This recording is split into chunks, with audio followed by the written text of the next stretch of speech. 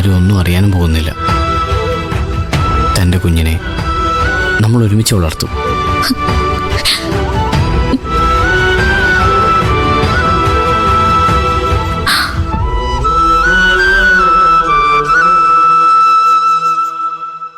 അപ്പൊ അവളുടെ വാക്കും കേട്ട് നീ തീരുമാനങ്ങൾ എടുത്തു കഴിഞ്ഞു അല്ലേ? ചേച്ചി എന്താ ഉദ്ദേശിക്കുന്നത്?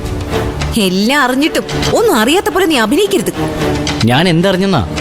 ഇവിടെ ഗോമതി ചേച്ചിക്ക് പകരം വേറെ വേലക്കാരി കൊണ്ടുവരുന്നത് നിന്റെ അറിവോടല്ലേ?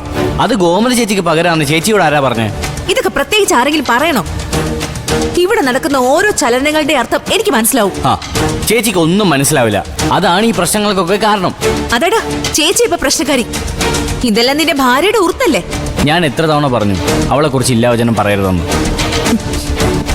അവളൊരു പാവമാണ്, ആരോരും ഇല്ലാത്തൊരു പാവം. ഒരു ജന്മം കൊണ്ട് അനുഭവിക്കാവുന്നതിലേറെ അവൾ അനുഭവിച്ചു കഴിഞ്ഞു. നമ്മളല്ലാതെ ഇപ്പൊ അവൾക്ക് മറ്റാരും ഇല്ല. നമ്മളല്ല, നീയല്ലാതെ. അങ്ങനെ പറഞ്ഞാ മതി. ചേച്ചി എന്തിനാ അവളോട് ഇങ്ങനെ വിരോധം കാണിക്കുന്നേ? അവളെ ഒരു അനുജത്തിയെ കരുതിക്കൂടെ? എനിക്കിപ്പോ സൗകര്യമില്ല. എനിക്ക് അനിയത്തിമാരില്ല. ഇനിയൊരു പുതിയ അനിയത്തിയുടെ ആവശ്യമില്ല.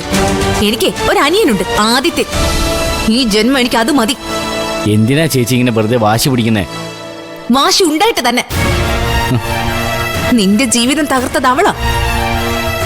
അല്ലെങ്കിൽ നീ ഇങ്ങനെ വായി നോക്കി തേരാ പാരാ നടക്കൂടാ?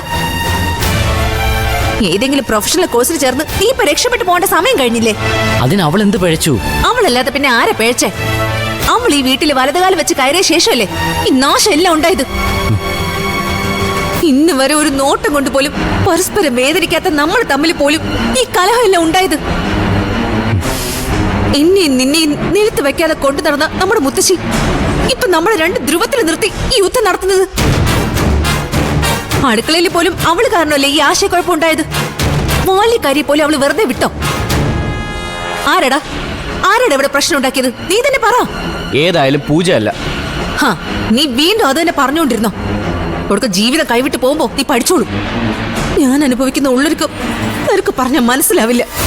നിന്റെ മനസ്സ് മുഴുവൻ ഇപ്പൊ ആഫ്രിക്ക പായല് പോലെ അവൾ കയറി പിടിച്ചിരിക്കുക.